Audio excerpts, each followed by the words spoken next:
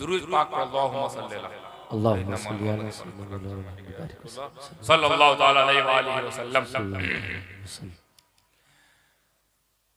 तो पहले दावा की दलील हम वहीं रुके हुए हैं। दलील ये है कि हजरत आदम अलैहिस्सलाम, थोड़ा पीछे ले जाता हूं आपको, खाली ये बताने के लिए, ये समझाने के लिए कि व्हाट इज द स्टैंडर्ड या व्हाट इज द पोजीशन या what is the status of the celebration in the Islam मुहम्मदी, शरीयत मुहम्मदी सल्लल्लाहु अलैहि वसल्लम। यानी मनाना, सेलिब्रेशन की क्या हैसियत है, ये होना भी चाहिए कि वाकई जो लोग कह रहे हैं यही बात सही है। मेरा दावा सुन लीजिए, पहले दलील बाद में आती रहेगी, दलील बहुत दूर तक जाएगी, दावा सुन लीजिए। उनका कहना है इस्लाम में सेलिब्रेशन नहीं है। मेरा दावा है कि पूरा इस्लाम सेलिब्रेशन पर टिका हुआ है। पूरे इस्लाम की बुनियाद ही सेलिब्रेशन है।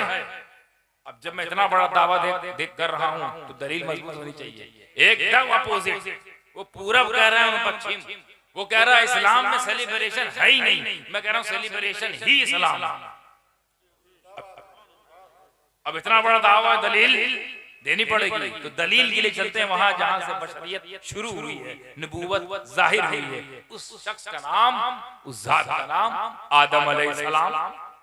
देखिए शेर शायरी भी तुकबंदी भी हो रही है। उस शख्स का नाम आदम अलैहिस्सलाम। वाकया निगारी मकसूद नहीं है, सब जानते हैं हजरत आदम अलैहिस्सलाम को और हजरत हव्वा रज़ियल्लाहु ताला अन्हा व सलामुल्लाह ताला अलैहा को अल्लाह तबारक व तआला ने पूरी जन्नत हिबा कर दी थी। जहां चाहो रहो, जो चाहे खाओ, जो चाहे पियो, जैसे चाहे रहो, पूरी जन्नत। कितनी बड़ी तो बता नहीं सकते, समझ ऐसी दुनिया कम से कम 2-4-5 हजार चली जाएगी। अब कितनी बड़ी समझ जाओ, 2 लोग के लिए अलॉट कर दिया। रहो जैसे रहो, जैसे चाहो रहो, खाओ पियो, घूमो फिरो, नो ड्यूटी, नो नमाज, नो रोजा, नो हज, नो ज़कात, नो इबादत, ऐश आराम करो। बस याद रखना एक पेड़ है, इसके करीब न जाना। सभी जानते हैं बात, वला तक़रबा हाज़िही शजरता, मत जाना वरना क्या हो जाएगा, फतकूना मिनज़ ज़ालिमीन, वरना ज़ालिमों में से हो जाओगे। अल्लाह का हुक्म था ना, या अल्लाह का हुक्म था आदम पूरी जन्नत तेरी, ये पेड़ के पास ना जाना, इसका फल न खाना। अब मकसद मेरा वाकया निगारी नहीं है कि फिर शैतान कितनी बार आया, कैसे आया, कितनी बार फेल हुआ, फिर कितनी बार वो धोखा खाया, फिर उसने गफलत में डाला हजरत हव्वा को, फिर उसके बाद अल्लाह ने एक लतीफ पाकीज़ा पर्दा गफलत का हजरत आदम पर डाला, फिर हजरत आदम भूल के वो खा लिए। यही वाकया है ना पूरा। कितनी बार आए गए, कैसे कैसे है, ये एक अलग मौजू है, अपने आप में खुद एक मौजू है। नतीजा निकल के आया कि गफलत का पाकीज़ा पर्दा कि अहले सुन्नत वल जमात उलमा कितना शानदार बयान करते हैं। देखिए आप किताबों में गफलत का पाकीज़ा पर्दा है। ये किताबों पढ़ो तो लगता है कि हाँ ये लोग हक वाले हैं, अदब वाले हैं, शरीयत वाले हैं। ये तो कुछ और लिखते हैं कि ये खता हो गई, माँ आदम से खता हो गई, वो भी कहा जन्नत में। जन्नत में गौर करना, जन्नत में खता। हजरत जन्नत में तो अगर इंशाअल्लाह हम लोग गए तो हम लोगों से खता नहीं होगी। जन्नत का तो ये मकाम है, जन्नत का स्टेटस तो ये है कि हम जैसे गुनहगारों से गुनाह ना हो, हम जैसे खताकारों से खता ना हो, तो उससे कैसे हो जाए जिससे नबूवत का सिलसिला जारी हुआ हो, जो अबुल बशर हो, जिसके लिए सजदा कराया गया हो, वो कहां खता करेगा।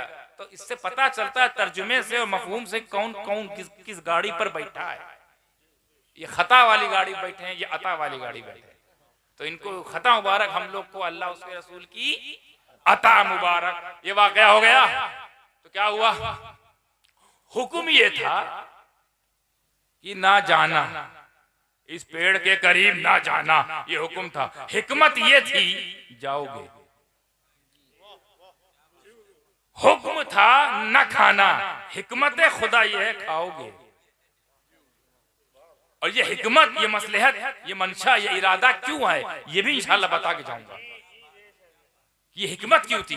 अरे भाई अल्लाह को अगर मान लीजिए आदम अलैहिस्सलाम को भेजना था दुनिया में हव्वा रज़ी अल्लाह ताला अन्हा के साथ, तो ऐसे नहीं भेज सकता था कि बहुत रह लिए अब जाओ, हो गया आ गए सिलसिला चालू।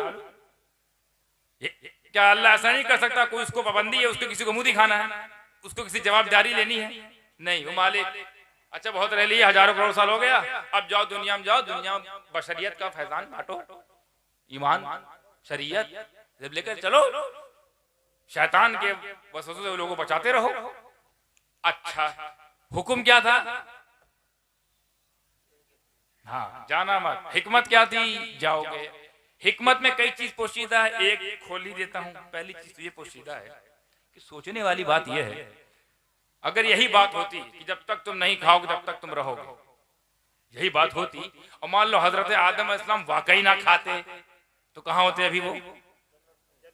तो इतनी बड़ी जन्नत जिसमें ऐसी दुनिया 200-300-3,000 चली जाए, खाली 2 लोग के लिए थी। इतनी बड़ी जन्नत सिर्फ 2 लोगों के लिए अल्लाह ने बनाई। हिकमत, हिकमत।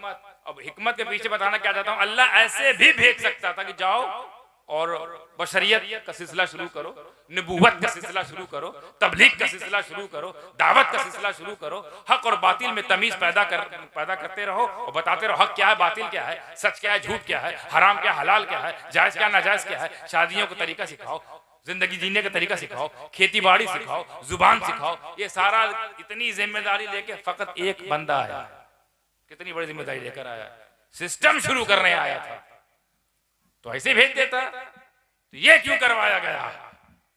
ये क्यों करवाया गया कि पहले एक पेड़ लगाया गया, उसको पेड़ को मना करवाया गया, फिर वही पेड़ खिलाया गया, वो गंदुम खिलाया गया। एक रवायत में सेब आता है, एक में गंदुम है।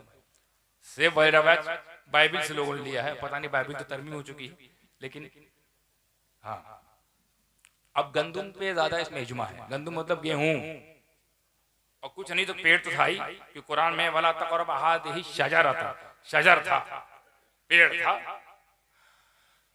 तो ये मसला था हजरत कि जब वो निकाले गए तो हजरत आदम ने, मसले सुनिएगा, हजरत आदम ने जब दुनिया में पेश किया गया, उनको भेज दिया गया, तो क्या करने लगे हजरत आदम? क्या किए बोलो? नहीं मालूम। तौबा। क्या करना शुरू किए? तौबा। और कितने साल करते रहे? 10 साल, 20 साल, 100 साल, कुछ बोलो 300 साल। कितने साल तौबा की? 300 साल। किस चीज की तौबा कर रहे थे? जो ममनुआ शजर जिसका फल खा लिया, हुक्म था, हुक्म की जो है वो उदूली हो गई, हुक्म की नाफरमानी हो गई। इस एहसास को, क्योंकि वो एहसास वाले लोग हैं, वो जमाती एहसास वाली है। हम तो गुनाह करके फखरिया घूमते हैं, ये जमात जो है गुनाह करने के बाद इतना रोती है, इतना रोती है, और इतना अपने नफ्स को चोट पहुंचाते हैं कि नफ्स अगला गुनाह करवाता ही नहीं है। बोले इसके गुनाह कराओ तो और तकलीफ देता है, इनसे गुनाह कराओ तो इतना हमको टॉर्चर करते हैं कि इनसे अच्छा गुनाह इससे कराओ ना। वो जमात है। अब एक खता, इनको खता कहते हैं, मैं तो खता नहीं कहता इसको, मैं इसे खता नहीं मानता। खता इज्तिहादी जो भी लफ्ज कह दिए, खता वो भी नबी से, मैं इसको खता नहीं कहता, मैं इसको बल्कि आदम अलैहिस्सलाम की करोड़ों अदाओं में से एक अदा लगती है। ये भी एक अदा है, खता नहीं। अदा क्यों, आगे समझाऊंगा। पहले ये देखिए मसलहत क्या थी। वो पेड़ खाओगे, उसके एवज में मतलब हिकमतन मसलहतन सजा के तौर पे नीचे भेज जाओगे, तुम तौबा करना शुरू करोगे मुझे मनाने के लिए। मुझे मना, मैं ऐसे ही भेज सकता था, लेकिन मैं थोड़ा सा इस तरीके से भेज रहा हूं कि ताकि तुमको एहसास हो कि कुछ तो गलत हो गया, कुछ तो गलत हुआ। 300 साल उसी गलती के इजाले की तौबा करते रहे। 300 साल तक तौबा कबूल नहीं हो रही है। तालीम दे रहा है अल्लाह। देखो हिकमत समझ में आ रही है, तालीम दे रहा है। ऐसे भेज सकते थे, लेकिन तालीमन भेजना है, तदरीसन हिकमतन।